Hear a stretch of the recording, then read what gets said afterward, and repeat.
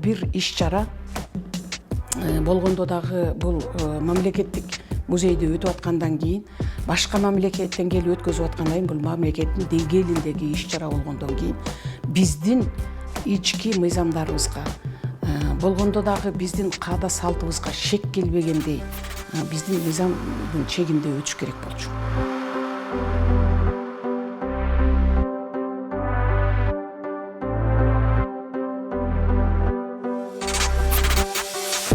Эми мисал үчүн бирөө бир жуулбаган кир кечирип койгула, кир турсийин илип туруп, ошол жерге мен абортко даярмын деп жазып койсо эле, эртең элдин баары эле чуркап барып эле кыз келиндин баары эле аборт жасап калат.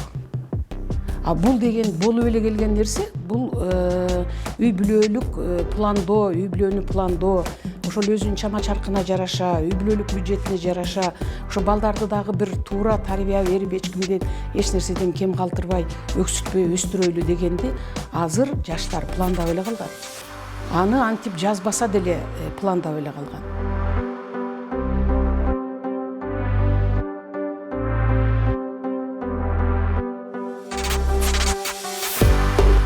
Биз кыргыз болуп, атам замандан бери эле тарыхыбызды түптөп, кыргыз мамлекетин түптөп, кыргыз үй бүлөсүн түптөп, үй бүлө куруп, бала чакалы болуп, укумдан тукумга улам улуулардан кичүүлөргө калган биздин салт сана баалуулуктарыбыз бар да. Анысы жок эле. Биз маданиятыбыз, бизди эч качан дүйнө элдери ушул убакка чейин кыргыздар силер маданияты жок эл экенсиңер деп эч ким айта элек.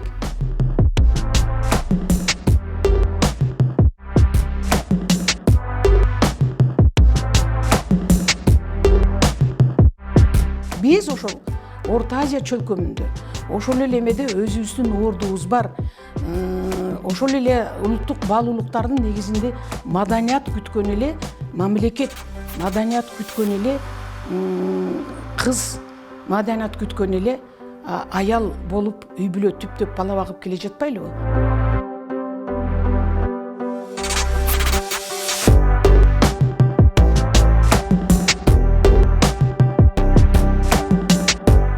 Биз мисал үчүн бизге чейинки апаларыбыздын апасы чоң энелерибиз тиги замандан бери эле меймандос болуп, конок күтүп, ошол баалуулуктары менен, ошол тамак ашы менен кыргыздын дасторконун байытып келген да. Анан ошол жерге бир жыгалач аялды көргөзүп коюп, мына бул заманбап маданият, анан моминтип ичеге тазалап отурган, бул деген бир кемсинтүү деген салыштыруу бул өзү кемчантойлук.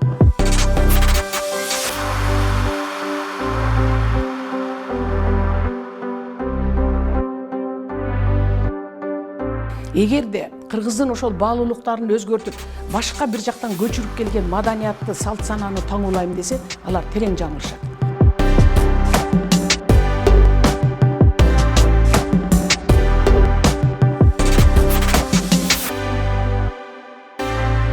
Роза Исаковна алдыга кетпептир. Тескерисинче айылдыктар Роза Исаковнанын түшүнүгүнөн эбак алдыга кетип калган.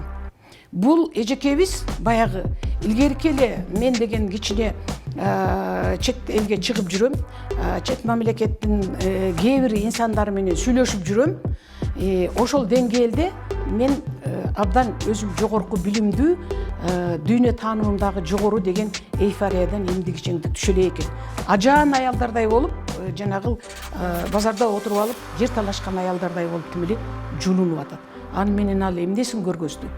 Эмне ошентсе эле элдин баары эле баарыбыз эле ойлонуп эле кокуй, Роза Исаковнанын дүйнө таанымы шумдук экен, маданияты жогору экен, эртең баарыбыз турсийибизди чечип эшикке илип алайлы дейт десиң.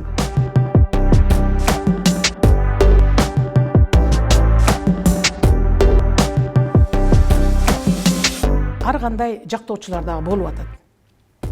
Ошонун ичинен депутаттар. Ошол жерде жанагы мырктар, биз деген эмне? Ошондой эмелерге бөлүнүп калабызбы? Айылдан келгендер мырктар болуп бөлүнүп калабызбы деп эмоциональный айтып атса, ошол жерде кол чабып атты. Мен таң калдым, ким кол чабып атат экен деп. Көрсө, Садык Шернияз менен тиги Чыныбай Турсунбеков кол чапкан окшойт. Ошол жерде ошол экөө болгон да, болуптур да, ошолор жактап атат. эми Чыныбай мырзанын айтканы айтып атат. Эмне жаңалача аялды көргөзүп койсо эле биздин маданиятыбыз түшүп калабы? Биздин тарыхыбызда болгон да Төл чечме деген болгон. Да болгон. Төл чечме деген болгон. Бул деген ошол мезгилдеги мансабына, байлыгына, бийлигине чиренген мансапкорлордун оюн зоогуна айланган бир бечаранын көрүнүшү болгон.